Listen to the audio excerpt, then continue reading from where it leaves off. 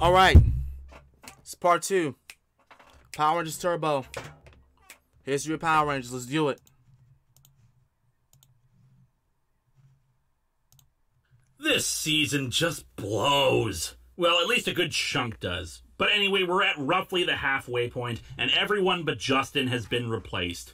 In fact, Bulk and Skull are the only characters now who have been here since the beginning. Yep. And they're invisible! Well, for only one episode anyway. Surprisingly, Lieutenant Stone is happy to see them once they become visible again. Like I have said, it is okay to disagree with me on this. If you enjoy this season, good, go ahead. There are many good things about this season, but the writing, especially for replacing so many elements, is so poorly handled that it's infuriating and it feels disrespectful. It's disrespectful to the various characters who have been on the show and disrespectful to the audience who have been following along to this point. The new team must have also gotten a full briefing on Power Rangers related history and knowledge, since they treat the Blue Centurion as if they've been with him for as long as the original team. Or maybe just more time has passed than we're shown, since they act like good friends despite the fact that TJ and Cassie are from out of town and never met Carlos and Ashley. Right. In fact, why the hell is Cassie around them? She was on her way to Stone Canyon, not Angel Grove.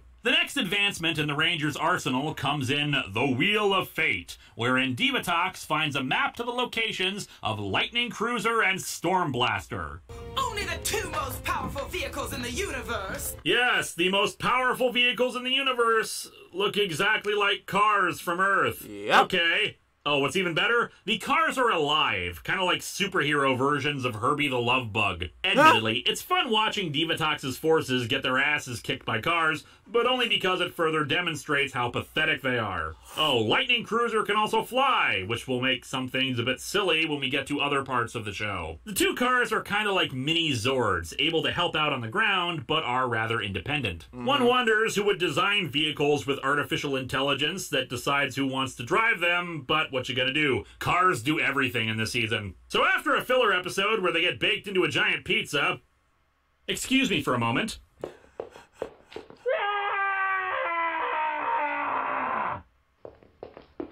The story continues in The Phantom Phenomenon. A ship crashes on Earth containing an invisible pilot, the Phantom Ranger. He foils an attempt by Divatox to rob a bank.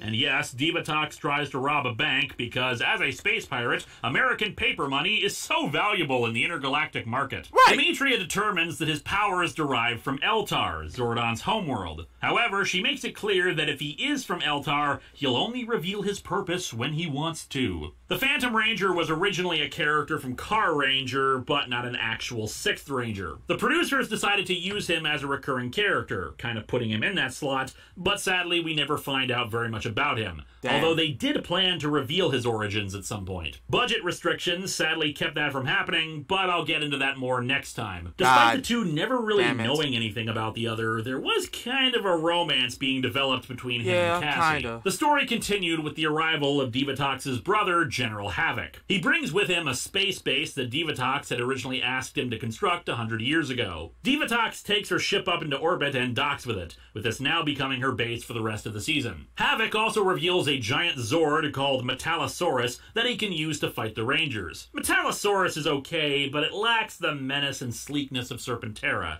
not to mention the size, though I suppose the fact that it can work longer than 5 minutes is a plus. After Metallosaurus disables the Turbo Megazord, his robot troops invade it and eject the Rangers from it, allowing Havoc to steal the Turbo Megazord and bring it back to the space base. He reverse engineers some of its technology to upgrade Metallosaurus, but more importantly, discovers information on the Phantom Ranger in the Megazord's databanks, particularly that the source of his power is a ruby on his chest. No explanation is ever given where that information comes from, but best guess is that Zordon probably knew about the Phantom Ranger and had info on him.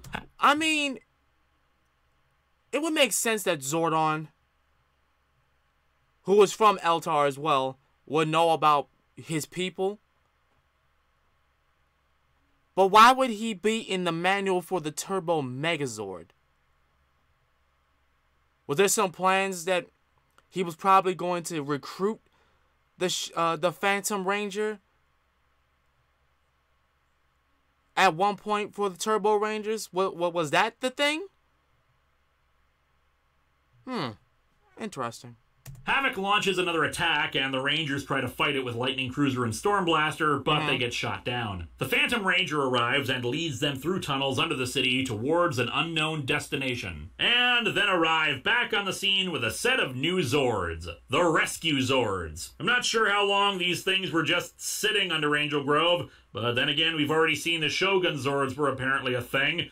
Basically, it's once again the idea hinted at before, that other Power Rangers existed before the Mighty Morphin team. They managed to destroy the Metallosaurus, but Havoc immediately gets to work on a new one. Havoc kidnaps Cassie in an attempt to get his hands on the Phantom Ranger, but Justin and Alpha track him down. However, it turns out to be a pretty clever trap to kidnap the Phantom Ranger. Cassie manages to escape as Metallosaurus 2 was unleashed on the Rangers. They save the Phantom Ranger and form the Rescue Megazord, destroying Metallosaurus 2. In the wake of this defeat, Havoc leaves, swearing to return with a new Metallosaurus even stronger than the last one. I'll talk a bit more about General Havoc when we discuss the villains. Anyway, the Phantom Ranger is dying without his Power Ruby, and the Rangers are unable to locate Divatox's space base. The Rangers hit upon the idea of using a super powerful magnet to attract the base closer to Earth, because science. Divatox, in the meantime, installs the Power Ruby into the Turbo Megazord so she can use it against the Rangers. Divatox is able to disable the magnet with a monster and launches the Turbo Megazord against them. The two Megazords fighting is actually a pretty intense battle and lasts for a while. TJ uses Lightning Cruiser to leap into the Turbo Megazord and fight off the pilots, managing to get down to the Ruby and restore the Turbo Megazord to the Rangers' control. With the Ruby back in the Phantom Ranger, he's restored to life and departs, never to be seen in Turbo again. But it's not the end for him. The season comes to a close in Chase into Space, a two-parter that I have mixed feelings about. On the one hand, the filler episodes after the Phantom Ranger arc were actually much improved over what had come before. Divatox was still annoying as all hell,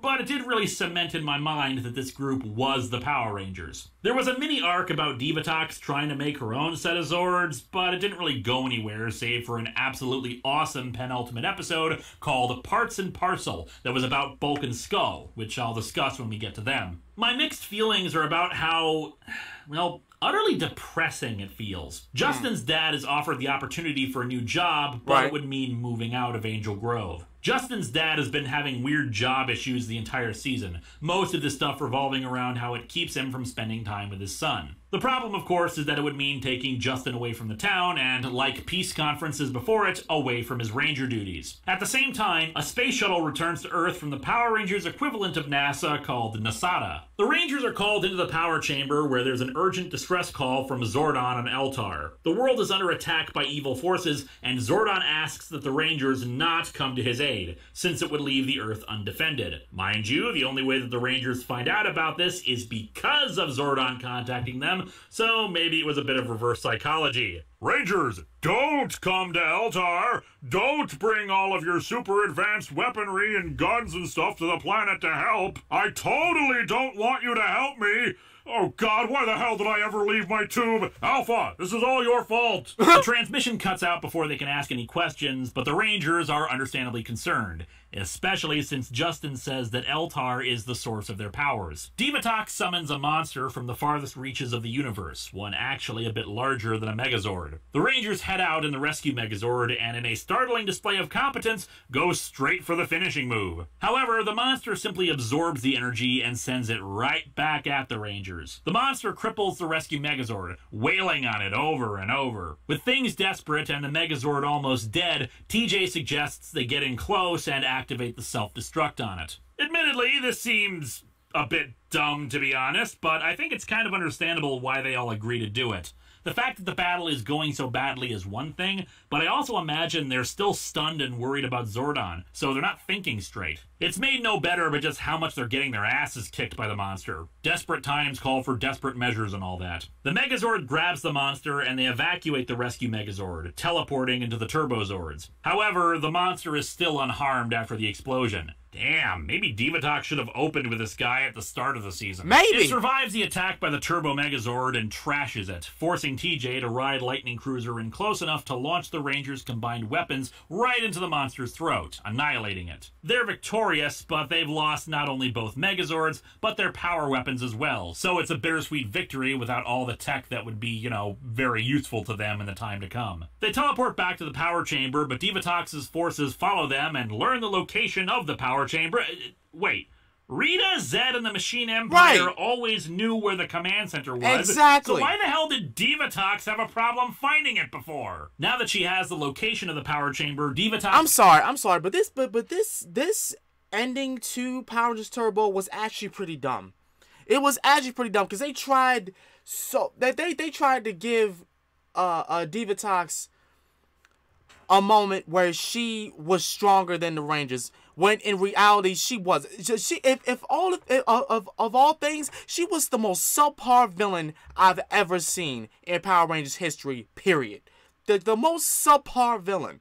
She was not all that at all, and the fact that they tried to make her that way was just it looked so underrated. It looked so rushed. Assembles an army of Piranhatrons to storm it. They were really trying to get this season reports to over. the Rangers that Eltar has fallen. The Rangers want to go help, but she refuses, saying they need to stay and defend the Earth from Divatox. Instead, Demetria and the Blue Centurion will go to try to discover the fate of Zordon and save Eltar. Demetria's ultimate fate in the show remains unknown, sadly. Their departure couldn't have happened at a worse time, though, since Divatox launches her attack. The Rangers see the approaching Piranhatrons and prepare to go out and face them.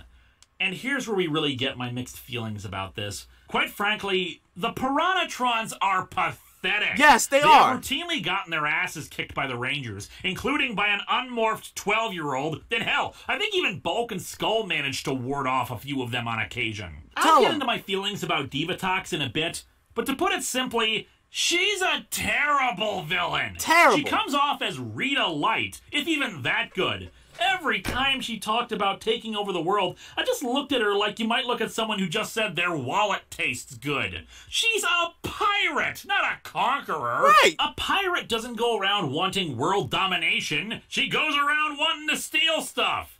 And Divatox has barely spent any time trying to steal things. Right. I wouldn't even be against a pirate villain, but there's nothing about her all that pirate-like, frankly. And don't get me wrong, historically there have been amazing pirates who have accomplished conquests, but I doubt they were known for their pizza monsters. The ridiculousness of it being her forces that ultimately defeat the Rangers like this is just off-putting. Anyway, during the fight, Lightning Cruiser and Storm Blaster arrive to assist, but sadly they're both captured. It's a pity Lightning Cruiser didn't come in while flying so it could avoid the nets, use their guns from a distance. Hell, if they weren't going to use their guns, try running over the Piranhatrons! Yeah, do that! The Rangers retreat back into the power chamber, unable to take on so many of them at once. They shut the doors, but this just really raises the question of how the hell Divatox's forces could ever get in anyway. It was established long ago that the only way into the command center was with a power coin. Right, with sure, a power the coins coin are gone or a now, power but I morpher, imagine like... Zordon would have installed similar security precautions to protect them. Hell,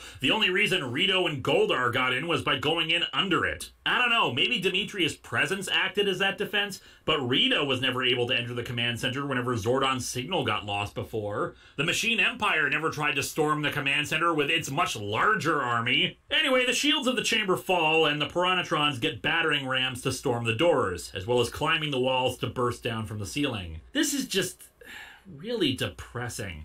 This is really a well-written episode of the show, full of tension and dread about the Rangers' fate, made no better by the fact that the power chamber is about to be just trashed. The final time we would see the base of operations for the Rangers. The destruction of the command center at the end of Season 3 was powerful, especially since even when it was rebuilt, it looked very different.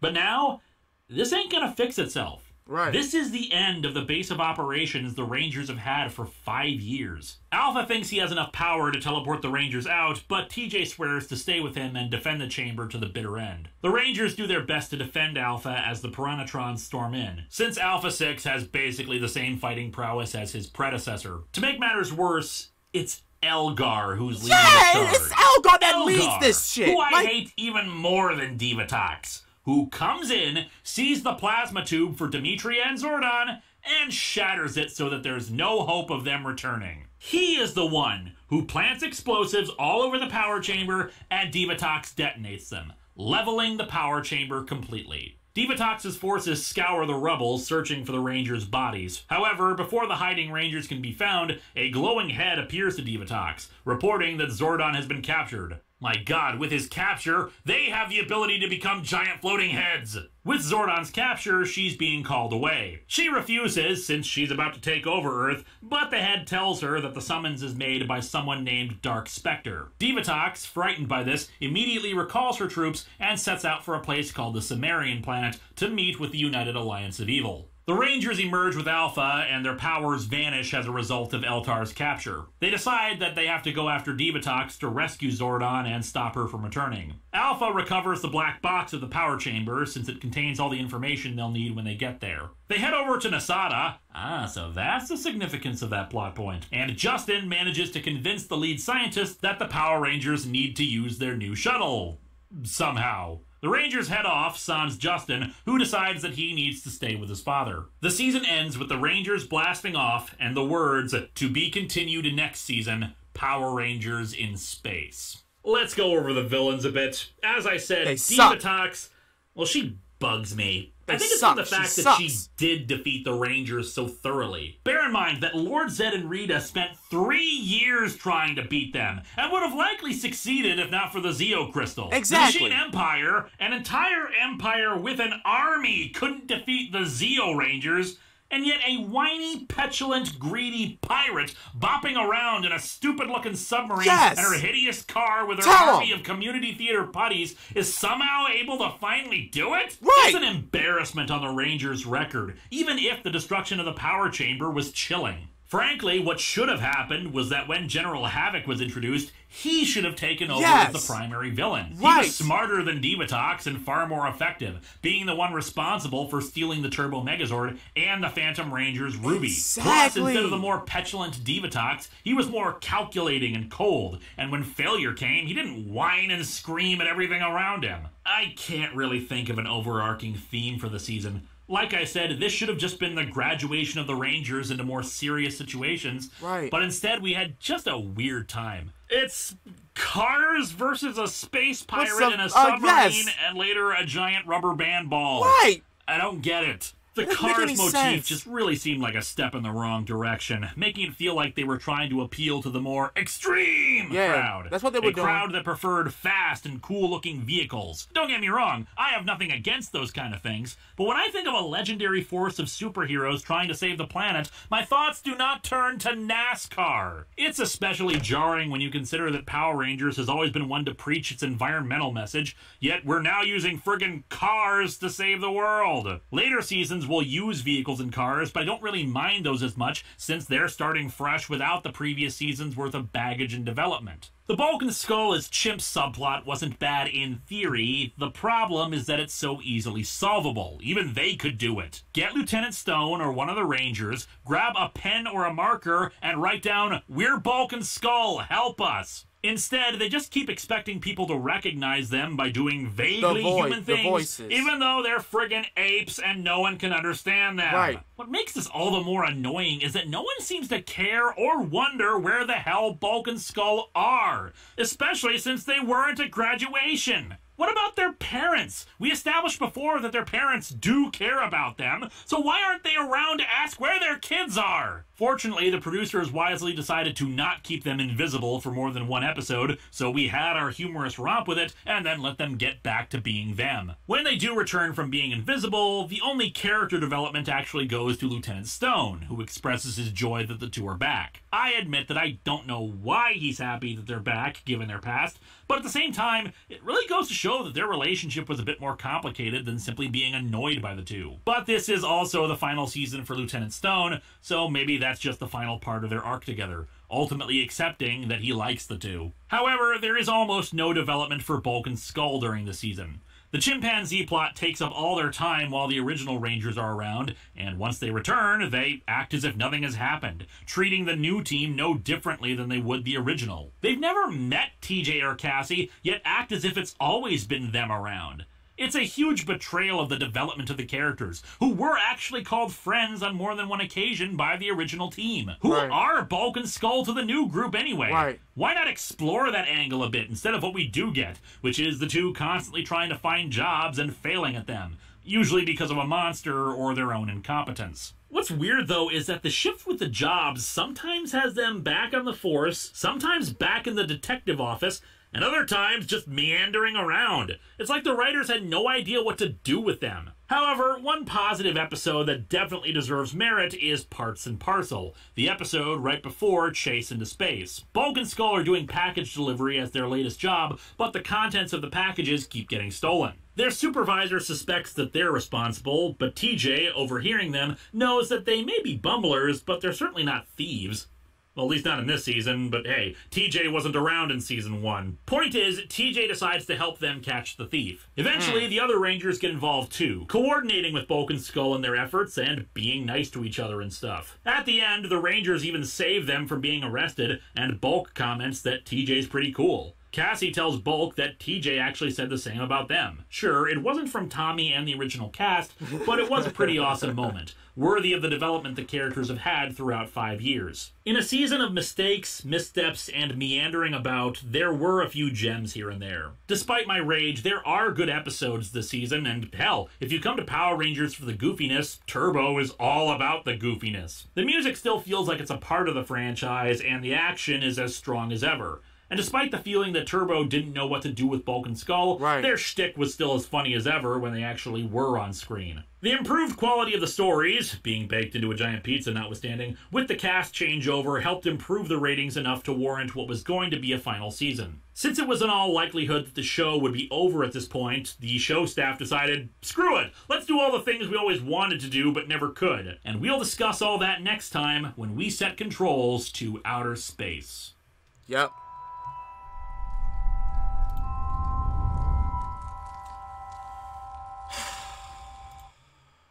But yeah, that season to me was just terrible. It just wasn't good. It didn't do anything for me, especially in that last episode where Divatox did all that. Like, I'm not buying that at all. I know that it happened I know that it happened, but I'm not buying that at all.